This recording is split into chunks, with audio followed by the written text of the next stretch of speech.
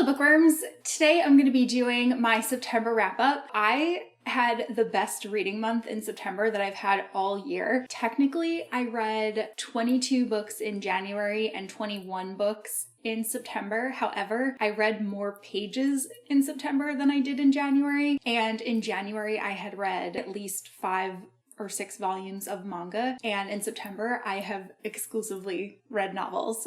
So I just had an insane reading month, and I'm like really hoping that this momentum will keep going through October, November, and even December. We had some really good winners quality-wise. We had some not so great books that I read, and then I also had like a ton of DNFs. I didn't even write down all of the ones that I DNF'd, but I was extremely ruthless in September. Like anytime that I was reading something, I would give it a little bit, and if I wasn't feeling it, I was like, nope, done. DNF, moving on to something that I'm gonna inhale. And obviously that mentality worked out really well. The only book that I like soft DNF'd that I remember is The Starling House by Alex E. Harrow, and that's solely because I just wasn't in the mood for it in that moment. But within like the second chapter, I think, or third chapter, I could tell that I was like intrigued. So I do want to pick that up again. Maybe I'll even read that like in November or something, but we're here to talk about everything that I read in September. So here we go. So starting with fantasy, I read Foxglove by Adeline Grace. This is the second book in the Belladonna series, and I really enjoyed this book. I just think that the world of Belladonna is like so much fun. It picks up shortly after Belladonna left off. We're following Signa again. There's a new murder mystery, and we have a couple of new players that are also involved in everything kind of going on behind the scenes. The biggest thing that's going on that is not a spoiler would be that Death's brother, Fate, has kind of come into play. So I really enjoyed the prologue following Fate. I thought that was really interesting, and it really set the scene for the rest of the novel. Overall, just like thoroughly enjoyed this one, and I'm so excited to read Wisteria. I think that the atmosphere of these novels is so well done, like so well written, and just enthralling. Like I just get so invested in everything going on. This one was definitely longer than the first one. I do feel like it took me a little bit longer to read this, but I didn't mind at all. Like I really enjoyed being in the world, and again, really excited to read the next book. Then I read Six Scorched Roses by Carissa Broadbent. This is the novella, like the 1.5 novella that takes place between The Serpent and the Wings of Night and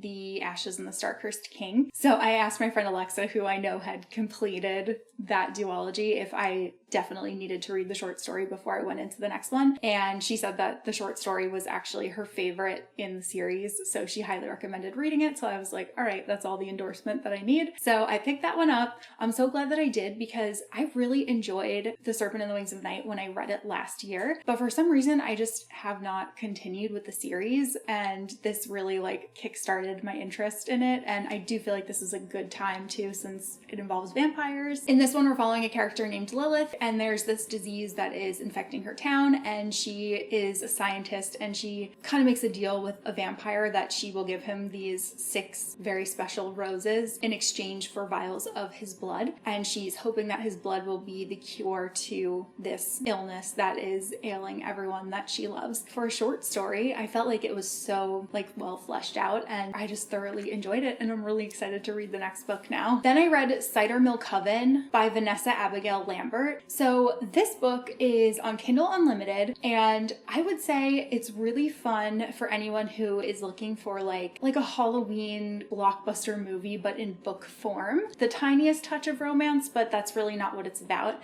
We are following 3 cousins who, in the prologue, basically find out that there's something that happens. It's kind of like the catalyst for the rest of the novel, but they are in this coven. Their grandmother is a very powerful witch. It's just like really fun. Like it was a really fun ride. I would say it wasn't like amazing by any means, but it was really just like cozy and fun. So if that's something that you're looking for, then I would recommend looking into this one, but it was not like a favorite of mine. But there's just like a lot of like really fun things that happen, like things that you would absolutely see in like classic Halloween movies. I think it's worth checking out. I think my main issue was with the writing. Like I don't think the writing was fantastic, but again, it was fun. And then the last 4 books that I read were rereads. That is The Raven Cycle by Maggie Stiefvater. I reread the series on audio and I really enjoyed it. I think this is like the second or third time or fourth time that I'm rereading these. I really love the series. Just rereading it again just like reinforces that. Like, this is an all-time favorite series for me. I think it's so fun. I think it's so well written. Following Blue Sergeant, who lives in a household of psychics, but she herself is not psychic. And then we are also following a group of Raven boys who go to Aglionby Academy, and they are searching for a Welsh king named Glendower, and their paths intertwine. I really just love this series. I would say books 1, 2, and 3 are like almost perfect. Like, I love them so much. I do think that the conclusion is on the weaker end. I've never enjoyed book 4 as much as the first 3 books, but I do still enjoy it, and I do think that it's like very much worth reading. Obviously, I've reread it so many times, but this is just like the perfect time to do so too. If you can't tell, I've also been really trying to read very seasonally, and it's helped a lot. And I think it's also why I've been just like devouring books lately. Moving on to romance, I read The Pumpkin Spice Cafe by Laurie Gilmore. I feel like this book has been just all over Instagram. Everyone's talking about it. On Amazon, it's like labeled as the TikTok sensation, so it's clearly very popular. I don't use TikTok, so I don't know about that, but it must be if that's what they're like toting it as. So this is a small town romance. It's the first book in a quartet. It looks like each book will take place during a different season, and it's full of lots of quirky characters. I would say that this book was just okay. I enjoyed it. I read it super quick, and I did really love like how autumnal it was, but I wasn't really sold on the romance between the protagonist and the love interest. It was like love at first sight, and I felt like it never like fully developed. I did really like the quirky characters within the town. And then my only other gripe with this is that I feel like it is almost exactly like Lovelight Farms, and I just like the Lovelight Farm series like so much better. So if you're between them, and that one is also a quartet of seasonal books, so if you're between the two of them, I would definitely recommend the Lovelight series over this series. This was fun too, and I'm curious to see if it'll be more of its own thing in book 2, which I have not yet gotten to. I just don't feel like this is as good as everyone online is making it sound. Then I read The Kiss Curse by Erin Sterling. This is the second book in the X-Hex trilogy. The third book is actually coming out in like the second week of October, so I wanted to read this one and be caught up so I can read that one when it comes out and finish out the series. That one seems like it might be a little bit more Christmas themed. This one follows the cousin of the protagonist from book 1 and the brother of the love interest from book 1. So the first one, I remember like, I thought that it was fun. I didn't really love it. I think I gave it 3 stars, and I felt very similarly about book 2, The Kiss Curse, though I did like The Kiss Curse better than the X-Hex. I think I just liked the characters a little bit better, but I don't think that it was like a significant improvement over book 1. So again, if you're like looking for something fun and cute and seasonal, I do think that this one is a fun book to check out, but I don't think that it's like a must read by any means. Then I read Practice Makes Perfect by Sarah Adams, and this one is a must read. This is the second book in the When in Rome series, and we're following the sister of the protagonist from book 1 and the bodyguard of the protagonist from book 1. Annie is like a super quiet introvert that is known as the good girl, and she runs a flower shop, but she really likes historical like pirate romances, and she ends up forming like a fake dating kind of relationship with the bodyguard Will from book 1. So Annie goes on like a really bad date, and then her soon-to-be sister-in-law kind of like meddles in her relationship and convinces Will to basically be Annie's like dating coach. But Annie wants to keep things secret. She doesn't really want her family to know what's going on. Her and Will have a really good relationship, and she feels like Will is one of the only people that like sees her for who she actually is inside versus like the idea of what they want her to be. Like, he doesn't just assume that she is like only this good girl, and it's really like liberating for her, and it gives her like a lot of freedom to find herself and to be more confident in who she really is instead of like putting on that kind of facade that she's had on for years. And I just adored this one. I cried in this book. I was hysterically laughing during one scene in this book, the baseball scene. If you've read it, you'll know what I'm talking about. But so good, like really, really thoroughly enjoyed this. I'm really excited for the next book in the series, which comes out, I'm gonna say it's in like January or February of next year. Definitely one of the better romances that I've read. Then I read Not in Love by Ali Hazelwood. I've kind of been trying to catch up on all of Ali Hazelwood's novels because She's one of my favorite romance authors, but I was kind of like stockpiling some of her releases, so I would always have one. And then I ended up at the point where I had like 4. Now I've read 2 more of them. I read one last month. What did I read? Oh, I read Love on the Brain last month, which is one of my favorites. And now this month I read Not in Love. Unfortunately, I didn't really like this one as much as the others. I would say that this is probably my least favorite Ali Hazelwood book that I've read so far. I didn't hate it, but I feel like I was just like disappointed because of how much I loved her other books. The female main character and the male main character are both dealing with like trauma from their past, so they both have a lot of issues like trusting people or opening up to anyone. That's like totally valid, and I understand that, but me as a reader found like the female protagonist to be extremely robotic, and it was really hard for me to like feel invested in their relationship because it was also just like so physical. It was like no feelings really, and I feel like that's not like why I read a romance book. I'm usually looking for like a cute love story. So Ali actually even does write like a note in the beginning like warning you that that's kind of the case. Nonetheless, there were things that I liked about it. I did like the plot. I thought that I was actually like more invested in the plot of the book than the romance, which again is like not what you really want when you're reading a romance, but that's the way that it went for me. The main character is a scientist, of course, and she's been working to develop a certain kind of like chemical that will extend the shelf life of food because she, had struggled with food insecurity in her life. And the male protagonist works for an investment firm, but he did go to college for like scientific pursuits. They almost have a one-night stand, and then it turns out like the next day he is at her office because his company is like taking over her company, and there's all of this tension between these private equity like new owners that are coming in and scientists and the people that she is like really close with. So I thought that all was very interesting, but I didn't really care about the romance. So I give this 3 stars. Then I read To Sir Philip with Love by Julia Quinn. This is book 5 in the Bridgerton series.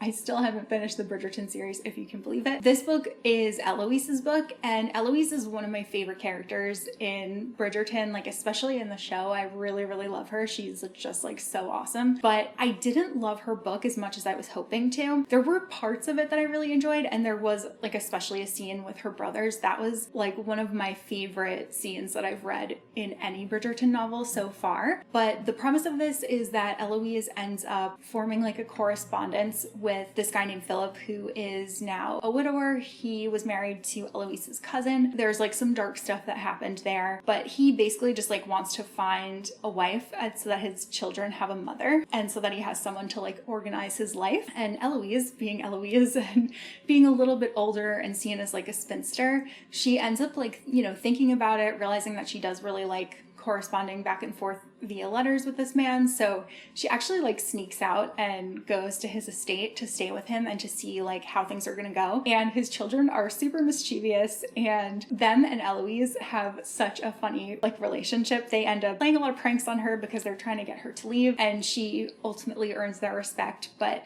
it was really fun. This is another one where like I was a little bit frustrated with the romance. I felt like Eloise and Philip didn't really communicate very well, and that was the majority of the issues, which there's always miscommunication in romance novels, but I just like didn't love them as much as I've loved previous couples like Colin and Penelope or like Anthony and Kate. So I enjoyed it, but it's not my favorite. Then I continued reading the Off Campus series by Elle Kennedy. I wanted to see how much I loved them before potentially buying the new Afterlight special editions that are coming out in October, and I ended up enjoying them so much that I read 3 of them this month. So the first one I read is The Mistake. This one follows Logan and Grace, and this I think is my favorite one in the series so far. I really, really enjoyed this one. Grace is like kind of quiet. She was just like home, and Logan ends up like going to the wrong dorm room, and then the 2 of them end up like watching a movie together, and it's really cute. I thought it was really fun, and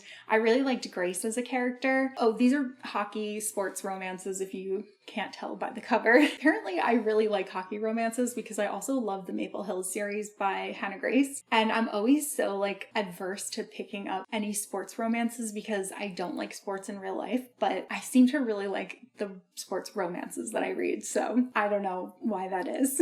But I really like this one. Obviously, we get cameos from the characters from The Deal, and then we also get to know the characters that we're going to see in future books a little bit better. And I just really enjoy the world of Briar U. I thought this one was really fun. This one was so good. Then next in the series, I read The Score, and this one I also really loved. In this one, we're following Allie, who has just gotten out of like a really long relationship, and Dean, who is very promiscuous, and the two of them end up like hooking up and keeping it a secret from their friends and kind of start like secretly seeing each other. But it's just like really cute, really enjoyable. Really liked this one as well. I think this one's probably my second favorite in the series. And again, like the same with the first one, you get cameos from everyone else that we know and love. And we also get to meet a character that is going to be the main character in one of the books in the spin-off series, the Briar U University. So that also got me like pretty excited to check those ones out as well. And then lastly, I read The Goal, which is book 4. This one follows Sabrina and Tucker.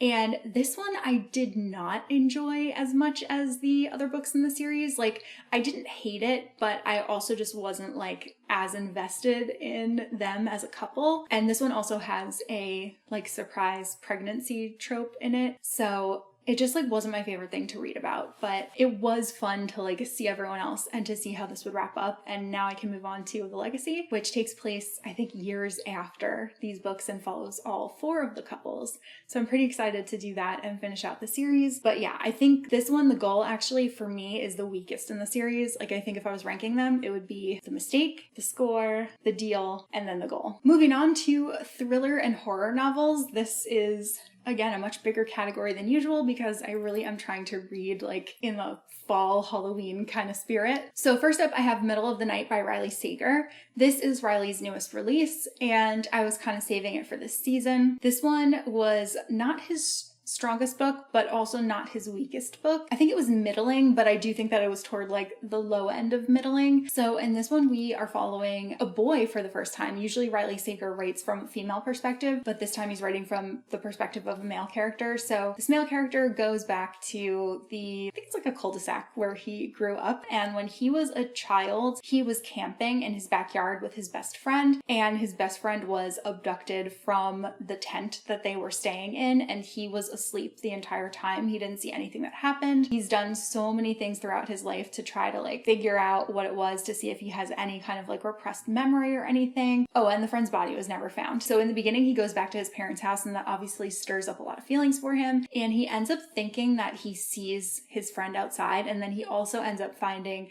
like a baseball in his yard, and that was his friend's signal. Like anytime his friend threw a baseball in the yard, it meant to like meet him somewhere. So he's like convinced that something is going on. He gets like these cameras for his backyard, and then one of his like crazy neighbors across the street also thinks that they saw him. And the rest of the novel is just the progression of like having those flashbacks, seeing what happened years ago, and then going back to the present, seeing like where the characters are now. And then obviously you eventually find out what did ultimately happen. Like Riley Sager's more recent novels, there is like a little hint of a paranormal aspect to it. I liked this one. I didn't love it. And again, I think I would rank it more like middle low when comparing it to the rest of his books. I will read anything that Riley Sager comes out with. I always have a good time with his novels. Even if I don't like them, I usually still find them fun. Then I read Murder Road by Simone St. James, and this is another one where it is a horror novel with a paranormal aspect. So in this one, we are following newlyweds, and they are on their way to their honeymoon when they're driving on this highway, and they pick up a hitchhiker. And once the hitchhiker is in the car, they realize that the girl has actually like been stabbed. And they're like, oh my God. So they take her to a hospital. She ends up dying at the hospital, and they end up getting like questioned and held by the police. And that's when they realize like there must be something else going on here, because why would they question 2 people who took this person to the hospital, that like they could potentially be the murderers? So they end up finding out like the whole history of this road, and like how many hitchhikers have been murdered on this road, like over the course of I want to say it's like 20 years or something like along those lines. And again, there's also like a paranormal aspect to this one, but I was really invested in it, really interested. I really liked the characters and I really wanted to find out what it was that was going on here. I still think that The Sundown Motel is my favorite of Simone St. James's books, but I did really enjoy this one as well. I have seen some more like negative reviews for this one, so I don't know if I'm like the outlier, but I really enjoyed this one and I would recommend reading it. Then I read The September House by Carissa Orlando, and I really liked this book like so much. This one is a horror novel and it takes place in a beautiful Victorian house. I love Victorian houses and I love haunted houses and I love any kind of like gothic horror within a Victorian house. So this very much checked a lot of boxes for me, but I particularly liked this one because I felt like the way that it was written was really humorous. And our main character, she like lives in this house and she just speaks so matter-of-factly about like, oh, it's September, so like all of the walls are pouring down blood and like, oh, I can't really get that much sleep because there's all of this screaming at night, but whatever, it'll pass. And then, you know, October will come and things will be better because everything happens like most during September. There's always like little hauntings and there are spirits that also inhabit this house. The worst of it always comes in September. So her husband actually goes missing and her daughter wants to try to find out what happened to her dad. So she decides to like come to the house. She'd never been there before. Her parents had always tried to like put off her visiting because they didn't want her to see like what they were living with. But the mom really like can't do that anymore. So the daughter comes to visit and there's a whole mystery about where the father went. And I just really enjoyed getting to know like all of the ghosts, getting to know the story of this house, getting to appreciate the resilience of our main character. I thought she was such a great character and I really enjoyed her story, really enjoyed this book like very much. It's probably one of my favorites of the year. And then speaking of resilient women, this next book, Slewfoot, A Tale of Bewitchery, also falls into that same category. This is by Brom. There are some very creepy illustrations within here, but this is basically like a Salem witch trials kind of book, but it takes place in Connecticut, so it's a little bit removed from Massachusetts, but it's the same kind of situation happening where it is a small, like Puritan society that revolves around a church and everybody is very, you know, everyone's very conservative. Women really have no say in anything. Men are the people that make all the decisions and everything. And in the beginning of this book, the female main character and her husband are told by their brother-in-law that he basically is going to like give away their home to pay off his debt. And the female main character does not want to stand for that. So she starts fighting back. That obviously does not go very well. And there is this whole horrific aspect to it. And it's just so fun. Like, I don't even want to tell you anything else that happens because I think that you should just go into it, like just going with the flow. And if you like witchcraft kind of stories, I think you'll really enjoy this. I do think that it is a little bit on the gruesome side, but I thought it was really fun and really perfect for the season. Then lastly, nonfiction, I read Killers of the Flower Moon, The Osage Murders, and The Birth of the FBI by David Grann. I really wanted to read this before watching the movie, and I really enjoyed this. I did not expect to get as invested in it as I did. This is nonfiction, but it almost reads like a thriller. There are all of these murders happening to the Osage people, and there's a lot of people that are trying to cover things up. It's obviously like extremely unfair what's going on, and the FBI gets involved. It's like one of their big first cases. They kind of like bungle things, then they have to like go back later and try to figure it out. Also, like anyone who tries to investigate this case ends up getting murdered. So it's pretty insane, like pretty interesting, and like really hard to believe that this is something that actually happened, but it obviously is. I do really want to read more of David Grann's other books as well. And then lastly, I always talk about TV and film. I read so many books that I don't want to go too far like in depth about things, so this is gonna kind of be like lightning round 2, but I started watching Agatha All Along and I'm really loving that so far. I think it's really fun. It's very witchy. I really like all of like the music in it. I really like the opening credits, the end credits. I think Catherine Hahn is such a great actress. I obviously love seeing Aubrey Plaza. I think Deborah Jo Rupp has done a really great job, and it's just been so fun. Like, I'm really, really enjoying it. I look forward to it every week. I normally wouldn't talk about a show before I've watched the entire thing, but I just wanted to put it out there in case you haven't seen it yet, because again, it's like perfect for the season. And then the only other show that I'll talk about is The Secret Lives of Mormon Wives, which was on Hulu. I feel like that has just turned into like a phenomenon online. I was like completely enthralled. It's only 8 episodes, it's really short, but the first episode was like an entire season of reality TV. Like, I could not believe all of the dramatic things that happened just in one episode. It was unbelievable. But I really enjoyed like following these women around, and I just thought it was like really, really entertaining. A lot of these women are trying to like break some of the stereotypes within their religion and like speak up and have more of a voice, which I think is really inspiring. But it's like just totally counter to anything that I am exposed to in New York. So it was just like a really fascinating, not exactly character study, but just to follow these different women and see their lives and see how they handle things, see their values and everything. It was really, really interesting to me, and I just like binge watched the whole thing, I think in like 2 days, because I just couldn't stop watching it. That's everything that I read in September and some of the things that I watched. So let me know if you read anything that I mentioned, and also let me know what your favorite book was that you read in September. And that's all that I have for this video, so I will see you soon in a new one. Bye!